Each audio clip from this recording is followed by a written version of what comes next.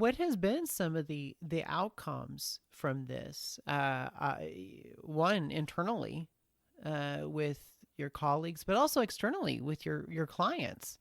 I'm sure this has helped them with maybe some dialoguing with the financial management, even with your clients, and just how they approach some of their diverse clients. Yeah. Yes, there's that. I think primarily though it's been a deeper level of connection Mm. among us in the workplace. I think as I kind of have taken the restrictor off and feel like I'm more free to be myself at work. I think that's permeated our culture. It's permeated what we are striving to do. I just there's a greater level of humanity that's been showing up at our workplace. And I've heard the same at other places where I've gone and talked about these kinds of conversations or talked about impact generally.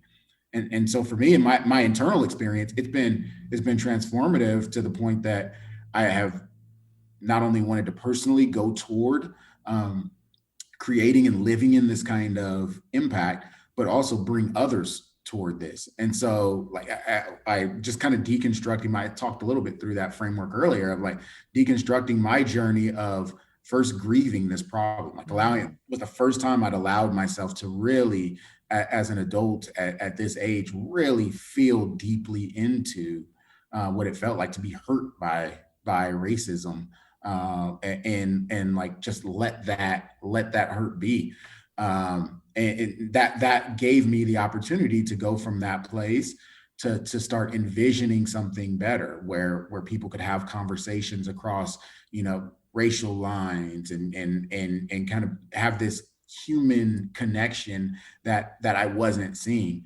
And then from there, starting to think about, okay, so what capacities do I have to add to that? Oh, well, I've done this work in mindfulness. I've done, I've been in this emotional intelligence community. Why don't I start thinking about taking some of those capacities and some of that understanding that I have, and injecting them into these conversations to create a safer container to have these conversations? And why don't I get started? So doing that for myself was really uplifting, right? And so I started to have conversations with other organizations about how they could go through that same process. And it's where I wanted to live. It's what I wanted to do. And so that's where I'm going. I started a firm around investing, right? So marrying what I do for my day job, wealth management, with this idea of impact. And what I want to do is take people through their own forms of impact. Some of that may be in the form of investment, but I also want to coach people through, like, look, this is a way to impact the world that's true to you. Yeah, don't impact with your dollars if that's not what you're feeling. Impact with your voice, impact with your ears, right? Or educate yourself. Mm-hmm. And so just kind of helping people through that is something that I've found personally fulfilling, and where, at least for the foreseeable future, I'll spend my time and give my attention. You're like the investment guru. You invest in all areas and ways.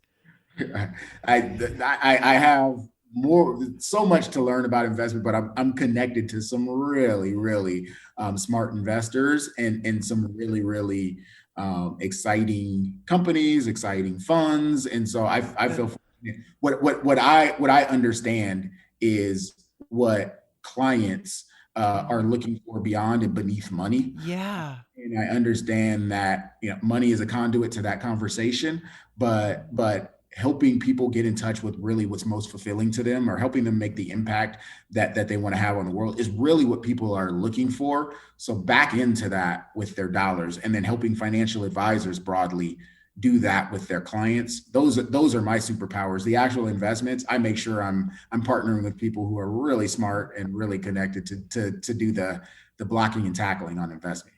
It's like full scale human investment, and like it's like a full scope of the wholeness of investment that we can take within ourselves and our finances as well.